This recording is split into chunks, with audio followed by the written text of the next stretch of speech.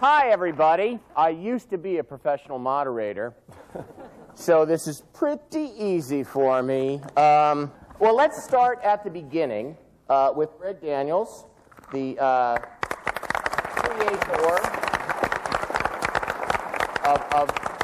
of the American version. Does that qualifier drive you crazy? No, the beginning is clearly years before I came along, and the actual creators of the show were Ricky Gervais and Stephen Merchant from England. So.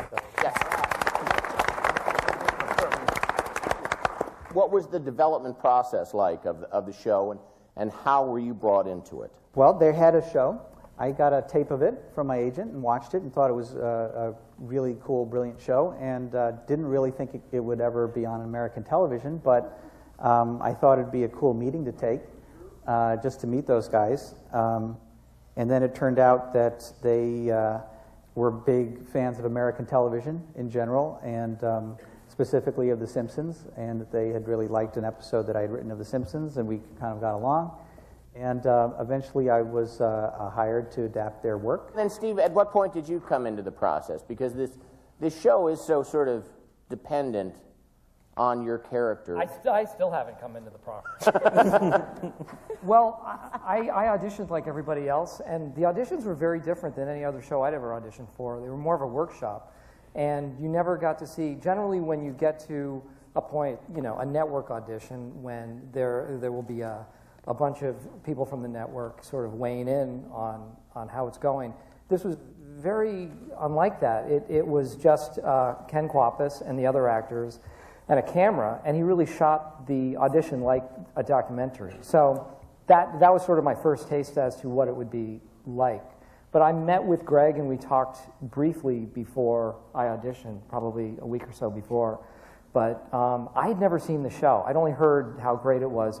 And I didn't watch it for the sole purpose that I heard it was so great and that Ricky was so fantastic that I would have an inclination to copy him if I watched it. And essentially I'd try to emulate what he did, and I wanted to try to go in with as clean a slate as I could. Did you not watch the English one? I won't watch it until we're done with this series. Oh, you've never seen any of them? No, because I know he'll be so great it'll make me sick. So I sort of... Well, then, as the cast built, I mean, how was the cast built? Sort of in what, like, how was it, how were the spaces filled, and sort of what kind of timing? Steve actually was the first person suggested for the role, and we said, oh, that sounds great.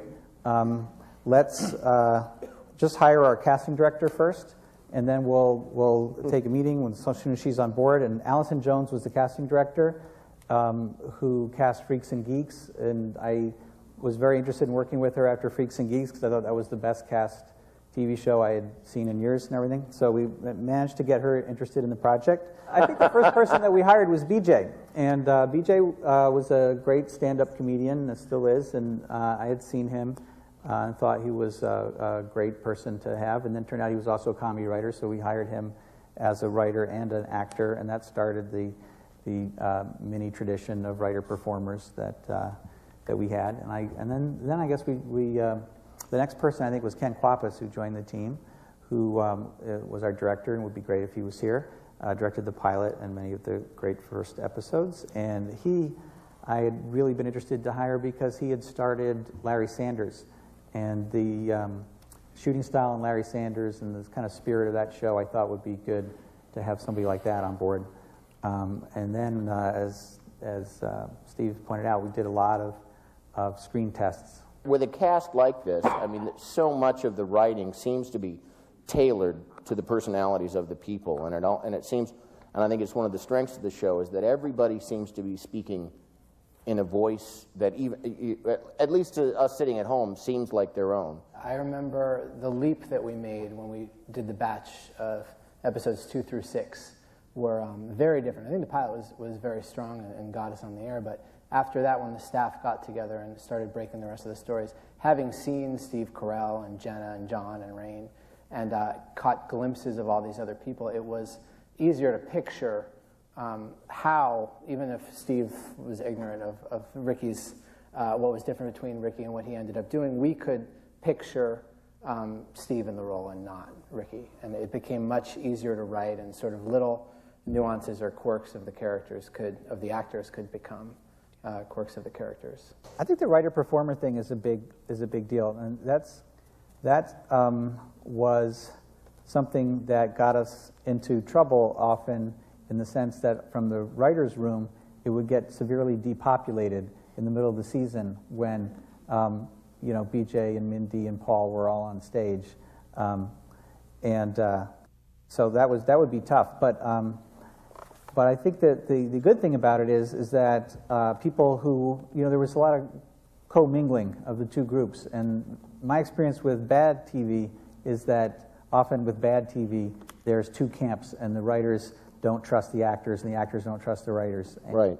Well, Paul, can you talk about that? Like, was there the difficulty of being a writer-performer? I mean, is it, were you just writing things for yourself? Like, Toby's big dance number, things like that? I've almost never written something for myself. Mindy's kind of the king of Toby, I think. But, I thought you were going to say she just writes for herself. Which is also I thought it was going to. I think Greg's idea to get the writer to break down this wall as part of his concept. And which were you first? Which did you consider writer? yourself? I've been a writer for a long time now, and this is the first acting I've ever done. And it shows. And I kind of showed up. Toby's rules of acting. Yeah. Paul's rules of acting. Yeah. It's mounted on the wall in the writer's room. His rules of acting. Is it Toby's or Paul's? No, rules? Rules of acting. Go through them. I can't remember all of them. Come on. There's I think Rain if you have a water bottle on the table, you have to bring it underneath the table, because it might not be cleared. Don't react. Don't react to anything that's going on. Don't laugh. Don't laugh. Don't break. Don't laugh. Continuity. Remember, you would have a coffee mug in one scene, and then the next. That I was learning slowly. That wasn't even part of it. I was shocked. I was actually shocked when Brian brought that up for the first time, like maybe middle of season 3. You have to look at the way you're sitting. He actually taught me that after about 30 episodes. You're an artiste. You can't be worried about that. That's someone else's job. Somebody with a clipboard or something. Hey. He'd be drinking No, that cup actually and then falls eating down. bagels, like going back and forth. That might be a good time for Dave to comment. I have no comment. Well, actually, it does bring up an interesting thing. It was such a naturalistic show with people kind of just, I mean, I know, because Kate and I have been friends for a million years. She's told me, like, there is a lot of computer solitaire seriously being played there. So there's a lot of people, I think, just living. I mean, does that present a lot of problems for you, or? There's a whole thing on the set. He's the editor, by the way. Yeah. Oh, yeah. Filling you guys Sorry, in. Dave Rogers. Extraordinary. Oh, they got that in the intros. I think Creed's character is the only one he plays solitaire. You can see it on his screen. And he's like, we're allowed to see his, everybody else, they call action, they have to, change their screens. But these guys will tell you on the set, it's fully functional with instant messaging and email and stuff like that, online gambling, I think. Stuff. But And porn, he says. as over far here. as but the cast doing things like they're pretty good matching. I'm always looking for takes where if they do something, they have to do it again the same way, so I can cross between takes. And our show has a lot of improv in it, but I can't say enough about this cast. What you see on the air is 21:30. Our first assembly is like 38 minutes. Mm-hmm. So these are long shows, but they do a great job. Everybody, really just great. Rain, the character that you played, Dwight, is your English analog. I don't know the actor's name. Mackenzie Crook. Mackenzie, yeah. Had you ever seen him before you were cast in this? Unlike Steve, I watched every episode of the BBC show, and I tried to copy him as much because he was so friggin' brilliant. I just do a very bad job of imitating him. See, I don't think you do. Prism. And so that's how we ended up with Dwight. But when you started out, was that not a daunting sort of task? Or is that just a dumb question? Yeah. Oh, it was terrifying. He's so singular looking and odd in his own way. And it's like, you know, I'm obviously a little bit singular looking and odd in my own way, but I needed to find a way to make it, you know, come to life. But, Yeah. you know, I've kind of joked about this in interviews and stuff before, but I really think for me, like, you know, I was a theater actor for 10 years in New York before I did any TV or film or anything like that. And, you know, I really think that for me, it really started with the haircut and picking the right glasses and kind of when the short sleeve shirt and the calculator watch and everything, like, I kind of feel like my grandmother could play Dwight. You know what I mean? Like, she had the little flip and the thing, and like anyone can do it. Try it. Go home. Jim and Jenna, how is it being sort of like the romantic engine of a sitcom? I mean, it would seem to have its pluses and minuses. Go. Romantic engine. Well, you know, I mean, well, it's sort of like, are they or aren't they? Tomorrow. Well, you know what I mean? Like, it's the are they or aren't they, you know, that kind of real, you know, like the promo department's dream come true. I mean, what did that feel like to have so much attention on that? And what did you end up getting out in the real world as it was going on? I guess I could make a joke, but I can't because I'm not quick enough. But also, also because, you know, the truth is, I've said this 100 times, and it's absolutely true, unlike what other people have said, especially for Jenna and I think. It's all writers 100% all the time. I mean, these people committed to this relationship as being super dynamic in its own way and also extremely subtle in its own way. And, you know, I just remember that one episode when we were on the booze cruise, and when I saw the episode and they had allowed that incredibly long pause when one character really wanted to say that he loved Pam and then he couldn't, I just thought from then on I have full and total trust in anything they have to do, because anybody who can take that big a risk, and they don't write for ratings and they don't write for drama and they don't write for what anybody wants to see, they write for what's real for the character. It's extremely brave, and it's just an incredibly place to be for us. There you go. And there's a lot of other romances that have come out on the show, too. There's, you know, the love triangle of Angela and Dwight and Andy, and, you know, the Ryan and Kelly and... Michael and Ryan.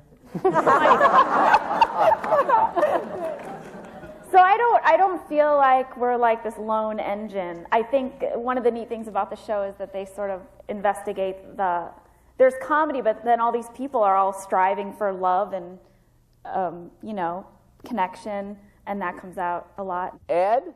What can I do for you, Andy Richter? How was it coming into something that was already up and running like this? I'll say for my part, it was very daunting because I was already a big fan of the show, and I was very anxious. I was very excited because I loved the show, but I was very nervous because I didn't know how I would fit into this kind of vibe.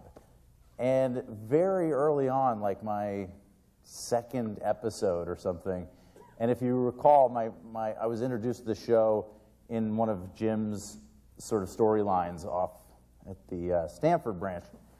And I said, I was sort of opening up to John somehow about my anxiety and just sort of feeling like nervous about it. And he was like, "Come, dude, we're all here like to support you," or something like.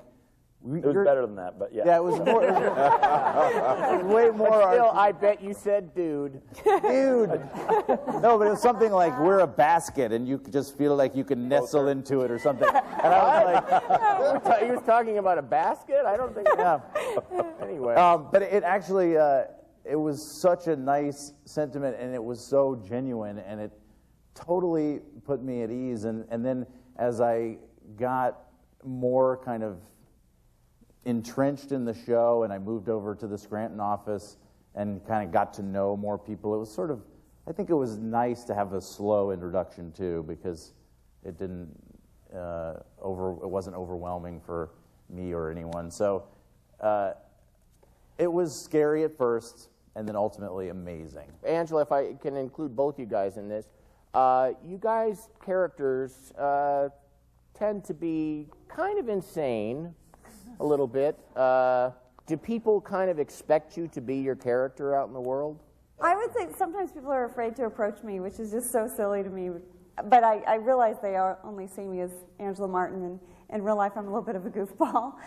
And usually then when they do come up and finally say hi, then I overshare, and it's awkward. So, like, I'll be at Target, and someone's finally like, oh my gosh, it's you, and it's nice to meet you. And I'm like, oh really, how are you? Where'd you get those flip-flops? Are they on aisle 12? Because I didn't see them, and I really want them, and they have beads. What's going on? How are you? Here's my email. And then it's weird. Jen, Hi. Jen Salata, who is a writer on the show, well, a producer. But you're right. Yeah. Is there a usual genesis for the ideas for each episode? Are they based on like a plot point, on a comedy bit, or do they come from different places? I guess they can come from anywhere. I mean, it's like you can see there's like a unusual kind of quirk or something happen, in real life, and then you bring that in. And trying to think of an example. Any other writers help me? Isn't that great when somebody asks you? I don't know. I honestly don't know. Sometimes, I mean, I think the actors inspire a lot of ideas just through their characters and watching. Anybody think of something that happened on set that became a script? Sometimes we accidentally call Greg, because he's our boss as a writer, Michael. That will happen sometimes. Yeah, like, yeah. We'll do that, and it's so humiliating, and you feel terrible because what the connotations of what that means. But Greg used to do this thing where he'd get hot in the writer's room, and he'd try to take off his outer layer, his fleece, and he'd do that thing where he kind of pulled off all of his layers. Right, We'd right. see like his naked torso for a bit, and we were like, oh, this is so weird. Later, Michael and Pam, accidentally, when you said come into the office, you saw his penis in Fun Run. So we'll take an event that is just mildly awkward sometimes, and we'll exaggerate it to something that's like truly horrifying. I mean, that was sort of my favorite example of that. You know what? I'd like to recreate that scene for you today.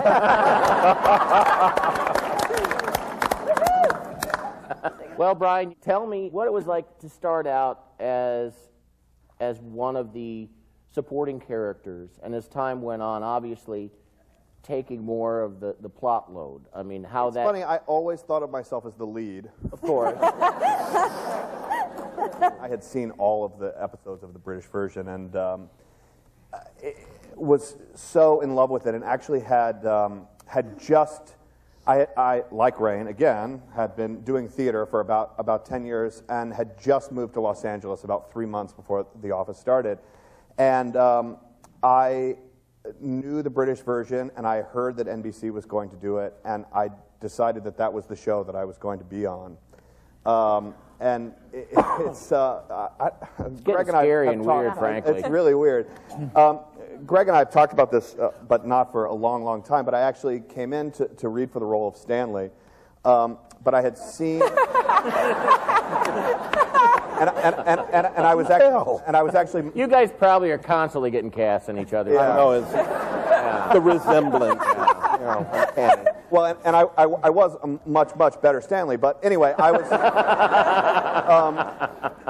I had seen the British version, and I knew what the American version was, and I had read, and I went in to see Allison Jones again, who was fantastic, and Phyllis, and they gave me Stanley, and I knew that if I was going to get cast in the show, that it was going to be as the Kevin character.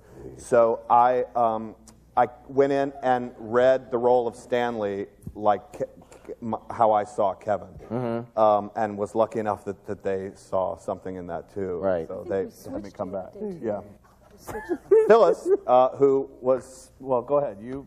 Well, I was the casting associate on the show. Oh, wow. Yeah. I did not know that. They didn't tell Beginning of you? all this. No, they don't tell me. Rain was actually the first person to audition, I believe, for producers. And you said no. I actually was being auditioned for the show and didn't know it. I was a casting associate, and I actually was reading with John and some other guy that was auditioning for Dwight, who didn't make it. And and I had no idea, but I believe, I don't know where did Well, you had germinate? read with me. In the early I read screen with you. tests, you read the character of Dwight in, I did. in scenes with John. And I did such a great job. Oh, that's why you didn't want him. yeah. I'll do this. I was going for Dwight. no, I think You would have made an excellent Dwight. I think that as soon as we realized that was even a possibility, everybody was very excited by it. But I think Ken Quapis was the one that He actually thought thought. the idea first. Yeah. Randall Einhorn is the director of photography on the show. Now, this show is about kind of the mundane nature of office life. I mean, it's obviously has its hills and valleys comedically, but at its root, it's about, the mundane nature. Is it hard to make a mundane themed show pretty? I enjoy observing people, and I think it's a very just kind of sit back and pick it off type of thing, and looking for the beauty in such a mundane place.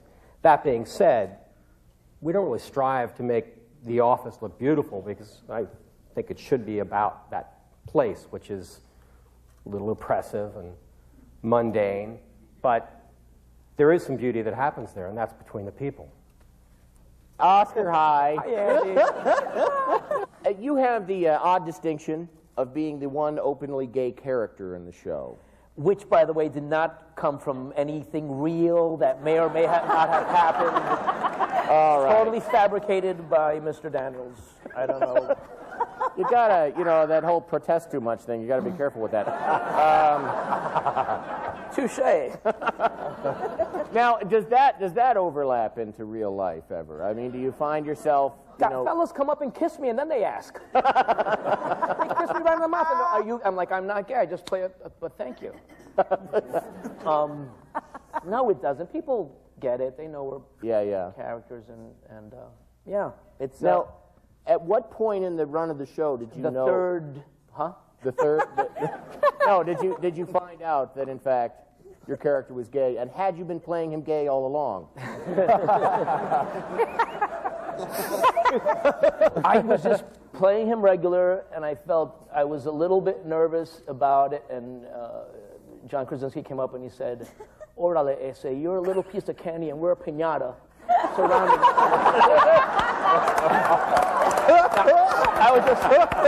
I was just playing him regular, and then there was a rumor. People were like, they're going to make the character gay, and I'm like, that's ridiculous. I think the writers think I'm gay. I think they do. Jen? No. I swear to God. There was a rumor, they're going to make him gay. And then the script, the physical script was there, where I became gay. And then Greg Daniels comes up to me and goes, "Oscar, come here." Yeah, he takes me aside, and like we lean on the desk, and he's like, "Do you mind if we make your character gay?" I'm like, "You wrote the script already." Well, you think he's going to not write it and ask you first? But yeah, I don't care. I'm like, yeah, it's great. And it was funny because he was, I don't know if you remember, but he was very anxious about the script. You kept asking me, is it a good script? And I'm like, it's not a good script. It's a great script. It's a great script. And yeah, and that's it. And then they made him gay. And then I had to like not be gay because you're right, I was playing him already as a person. So I'm like, it's just the same person. Kate, tell me about how your character Meredith, it obviously started out smaller, and then you found out more and more about Meredith, and tell me about your discovering her, what that was like for you. It's funny. I found out I was gonna flash Michael and be topless basically like 2 days before it happened. So I didn't have time to get in shape or anything. Just want to look good. But, is there really a getting in shape that you can do for your breasts? Well, it was more like getting your back in shape. All I right. sort of felt like fat back. I don't know. But that was kind of a major shock to the system. But, it's like, by the third, I've been now topless 3 times, and now, the last time was with Harold Ramis. Thank you so much. What? The last time Harold Ramis was directing it, and I was really close to him because it was during a talking head. And by that time, I'm like, no, we got to get the side of the boob, otherwise the joke is lost. Can we just, I'm like, suddenly I'm an expert at how to be topless. It's so ridiculous. But what I thought was interesting is, like, last season,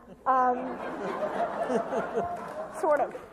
Last season, I got, like, very accident prone. And, when I heard I was getting hit by a car, I was actually nervous that I was like, I actually asked if I was going to make it because I didn't know. And, I don't know. I think getting hit by a car was kind of the best thing that ever happened to me. I don't know. Creed, do you always understand what your character is doing? Because there's times when you do stuff and I have no idea what it's about.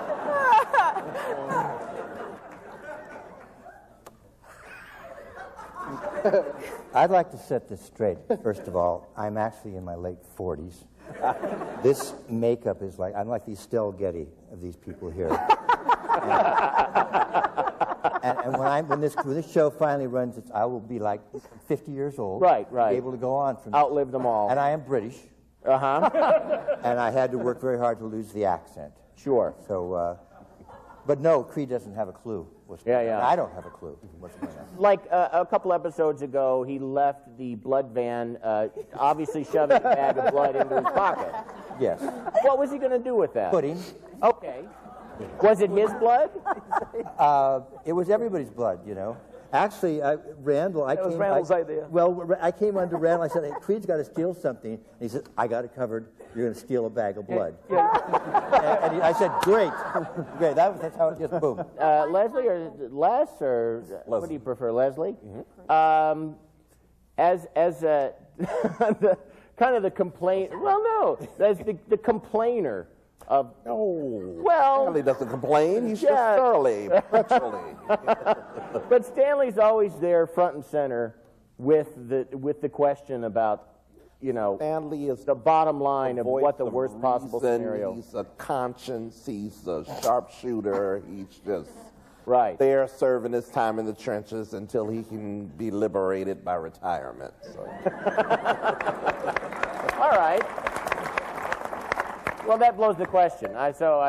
Because I was just going to say, like, do you ever sort of get worried that, that the writing staff views you as someone who's just too good at complaining? No, they've all worked in corporate America. They know what it's like. So there's lots of surly yet to come. Have you worked in corporate America? Oh, God, yes. Yeah. So is this drawing on a lot of insanity? You get to bring all of that pathology and actually act it out and get a paycheck for it. Yeah. Wonderfully cathartic. If the show were to come out today, would it have the possibility of staying on the air? Well, you know what? frankly, and Greg was talking about casting and assembling all of these people. I give him so much credit for I do. I mean, I think it all starts with him, and I think it speaks to the success of the show that 5 years in, we all really like each other a lot. And not just cast, but crew, everybody gets along incredibly well. And that started with Greg. Greg knew to choose not only, are you embarrassed? Please don't. Greg knew to choose people not only based on how he thought they would be on the show, but I think also the dynamic that they would work together personally. It's such an overused and cliche kind of thing to say, but it does feel like a family, and we do look forward to seeing each other every day. So I think that comes through as well, and I think that helps in the work. That helps with the writing because the writers and the actors are all friends as well, and we understand each other to a certain extent. Where is the show going? I mean, what can we look forward to? Syndication? That's right, 100 episodes, right? I believe we'll see Holly again in the season finale.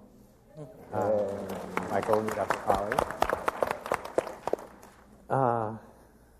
Variety of standard television obstacles. People get what they want sometimes and not other times. Sometimes not. Wow. Way to sell it, dude. I know. Anyway. It's a lousy question. Like, where do you see it going? It's a BS question from a BS moderator. Frankly. Oh no! Stop it! We have a fun. But actually, that is. we have hit our allotted time. I'd like to thank you all for coming out, and I'd like to thank you all for being here and for having me do this. And keep making such a wonderful, wonderful show. There aren't enough of them on the air, and it's a fantastic place to stop and rest. Makes it sound like Thank you very much.